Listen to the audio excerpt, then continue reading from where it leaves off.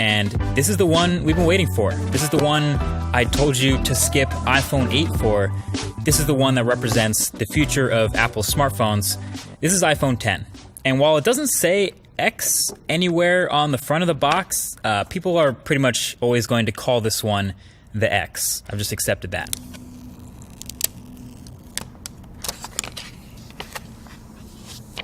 So this is your first look at the unboxing experience, and spoiler, it's pretty much exactly the same as iPhone 8 was, and almost every other iPhone. Headphones, adapters, stickers, it's all in the box, but I guess it's a good thing there's no surprises here. And so you can see right here off the bat, it's a really shiny, chromy, reflective phone. This is the silver one, and you can see how shiny the sides are. The space gray one, though, is a bit more toned down. And so the only thing that was actually new during the setup of iPhone 10 is now you set up Face ID during first boot instead of the fingerprint Touch ID. But yeah, this is brand new, and it's been a couple weeks since we last saw this phone at that Apple event, so seeing it again for the second time is kind of a reminder of all the things that are new about this thing. Obviously, the biggest difference is the display up front, the 5.8-inch OLED corner-to-corner screen that fits in a footprint smaller than the iPhone 8 Plus, which has a smaller screen. So naturally, pretty much all the focus is going to be on that, and the notch at the top, and how apps handle it, etc.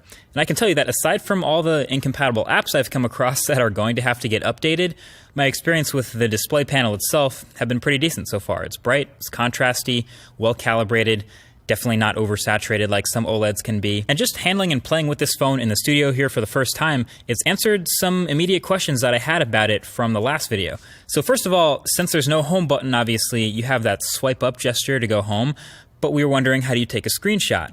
That is power and volume up. So that's the new screenshot combo for iPhone 10. And then since holding the power button now goes to Siri, how do you turn the phone off?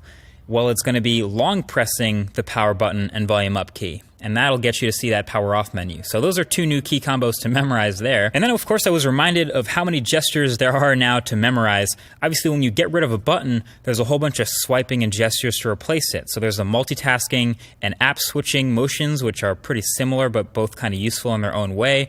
Depending on how you use the phone, really. That's on top of the screenshot and power off combos, plus long holding the power button for Siri and double pressing it for Apple Pay. But basically there's a lot going on, and if you're gonna make a phone that's all screen, obviously you have to be able to do it all without a lot of buttons.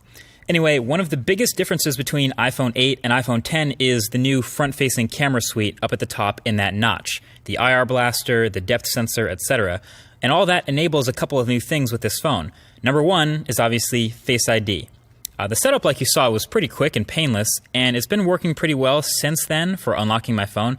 Now, I've only really had this phone for a day like the rest of press, but so far in this time, it's been fine, and it works as advertised as far as being smart and not easily spoofed. You can see the little lock under the time when the phone is locked, and basically instead of placing your fingerprint, the phone will not unlock until you look at the phone like you did during the setup process. And then once you do, it's pretty quick to unlock. You can see the little thing open, and then you can swipe up to open your phone. And sure enough, it doesn't work with a picture of you. It doesn't work when you're looking away. It doesn't work when your eyes are closed.